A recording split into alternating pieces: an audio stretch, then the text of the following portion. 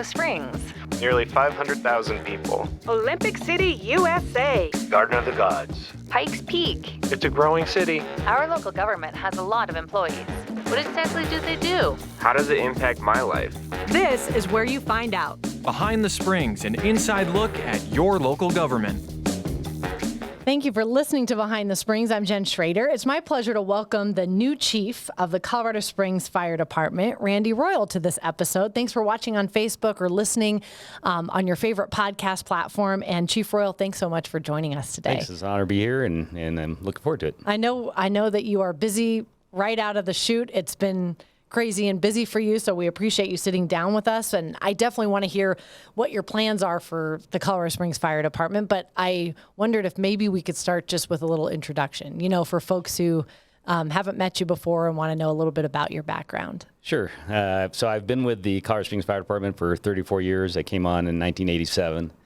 And grew up, Monument was home. My dad was Air Force and moved around until he retired. He did the 3-year move, and then he retired to Monument, and that's where I grew up with in junior high school, and college years.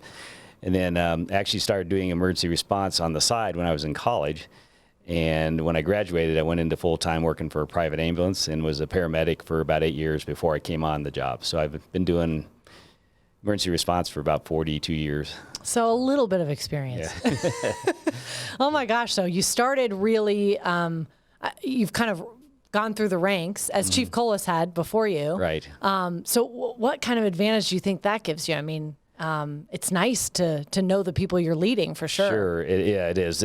So I've been through lots of different parts of the department, through my career, and obviously a lot of what we do is on the medical side, and I was a paramedic for about 28 years, and just getting to know the people is really important. And I can talk about all of our programs, I can talk about what we do on a daily basis, but the best part is I know our people, and we got really good people, and that really makes a difference in us serving the community. Yeah, and you've got a great team that's really persevered, particularly through this challenging time. Mm-hmm. What do you think about coming on in the midst of this pandemic? I mean, you were deputy chief prior to this, correct? Right, I was the deputy chief of operations, so over everything that happens out on the streets.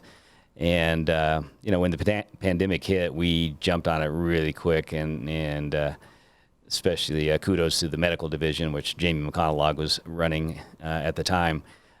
We put together a pandemic task force, and that focused on different areas of the department and of our response to the community, and hit it hard. And we're able to get the supplies we needed. We were able to change response procedures that we did to keep people safe. And thankfully we haven't lost anybody, and only had a couple people that got pretty ill with it over the time. We've had a lot of positives here in the recent surge, but everybody's been doing well.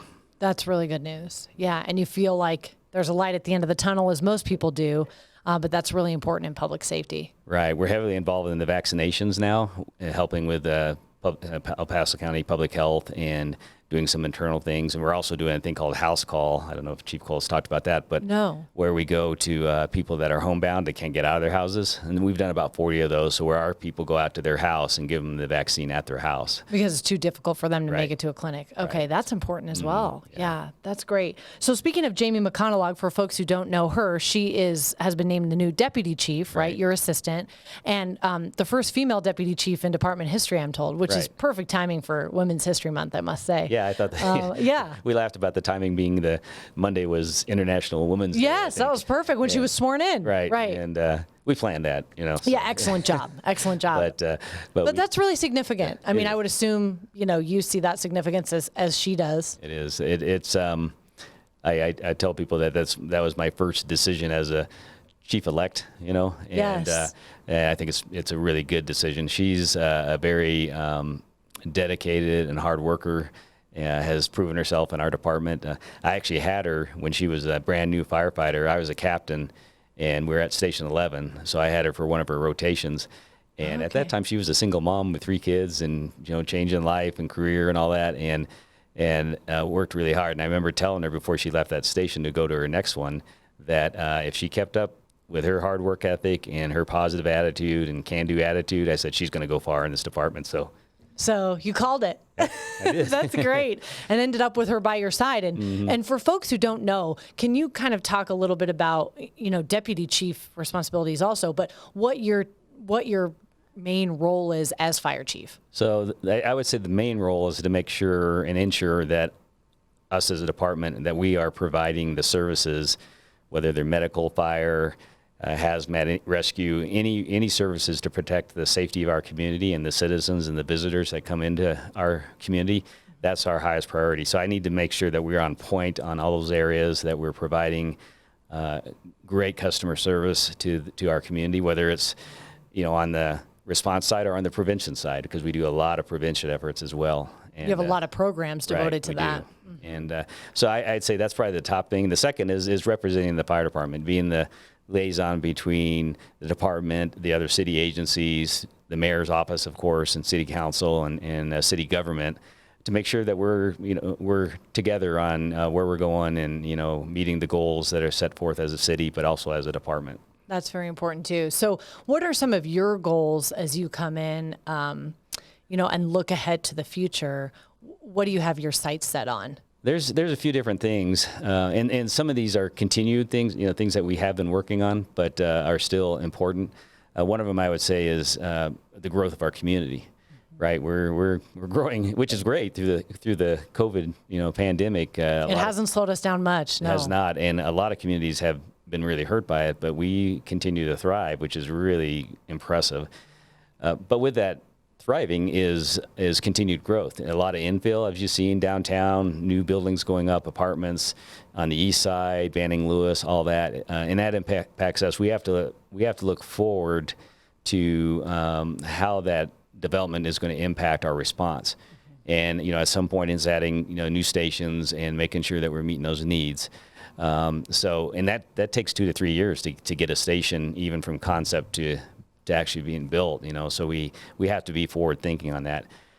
Part of that ties into another high priority, and that's tiered response. And tiered response is looking at how we respond. And we've already have done some things in this realm, but we want to go further.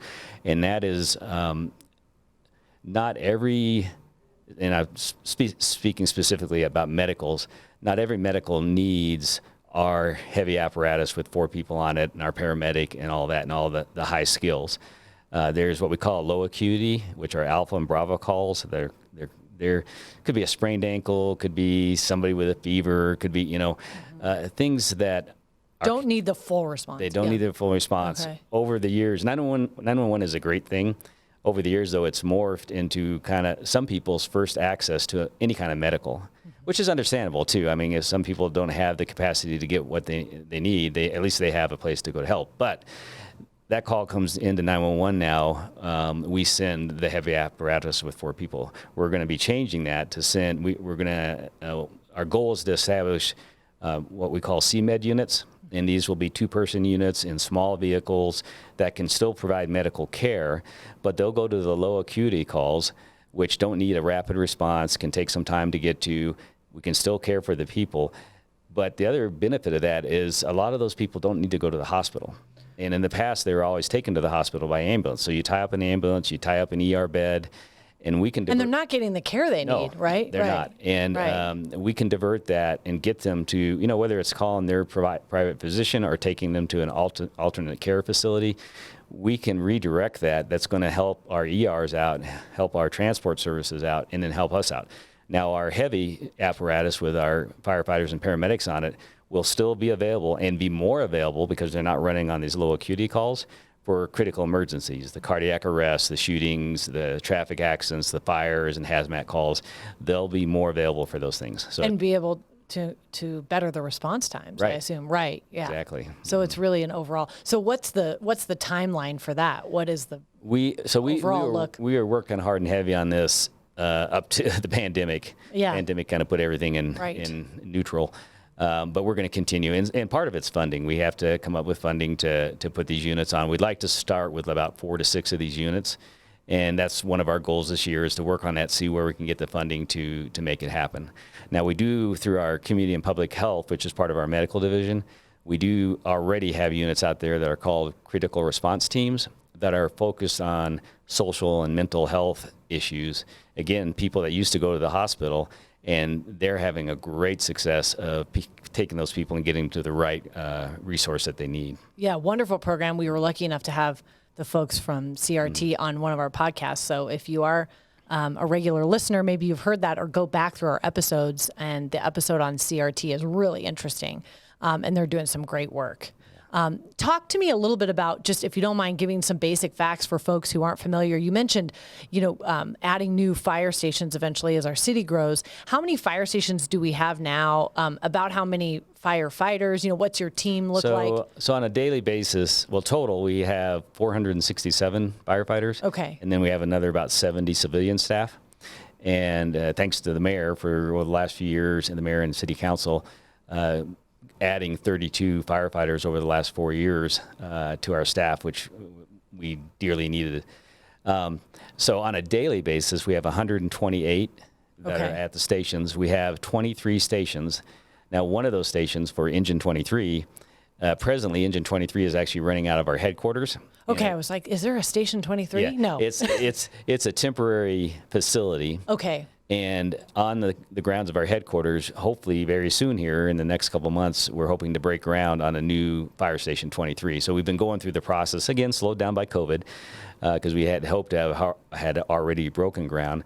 But we're planning to do that hopefully by the end of the year, first of next year, to have that station open and ready to go for Engine 23. Okay, and headquarters are somewhat near Memorial Park, just Right. for people who don't know. So 22 is the newest station right now, and then 23 will be added soon. Okay, I see. Okay, well, I think that gives people a good idea for what's coming up, and I know that you're really excited and busy with the new job. But any last words? Anything favorite that you have so far about the job, or the thing that you're most looking forward to, perhaps? Well, the thing I'm most looking forward to is working with really good people, you know, and that's both in the department and across the city. We have, just great representatives across the city that are doing awesome things. And so I get the opportunity to work with them more and collaborate more. And that's a big part of what we need to do. I will throw out one of the things that I want to throw out there is the wildland threat.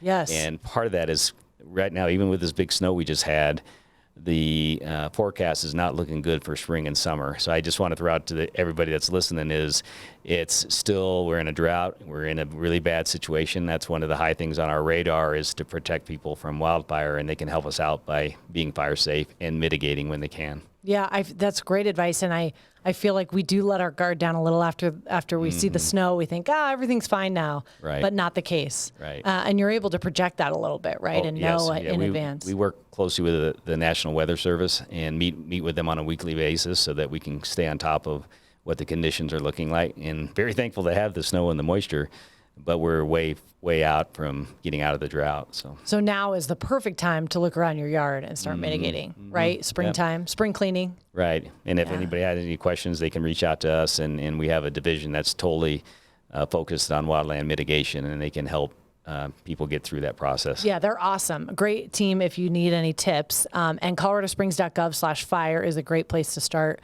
to find tips and tricks and just find out more about our department. Find out where your nearest fire station is or whatever information you'd like about the department. But I really appreciate your time. Thanks. And I appreciate we're being just here. So. Excited to have you and to continue this great career you've already started. And do you have a favorite thing about the city or Colorado Springs, especially growing up in this area? Yeah. I love Pikes Peak. Yeah, Every Pikes morning when I'm driving to work, I get a different. It's amazing how many different types of Pikes Peaks you can see. Depending on the clouds. And even the in color. one day. Yeah. Yeah, exactly. And we're lucky to have that sitting right there and be part of our city. So. Yeah. It's an exciting time. Yep. Definitely for our city. Well, thank you, Chief. I appreciate it. Thank you. And thank you for listening to Behind the Springs. And again, it's coloradosprings.gov/fire. Of course, you can also follow our fire department on social media, whichever one is your favorite platform, and follow the city of COS as well. Some great information and tips and updates there. So thanks for listening and have a great day.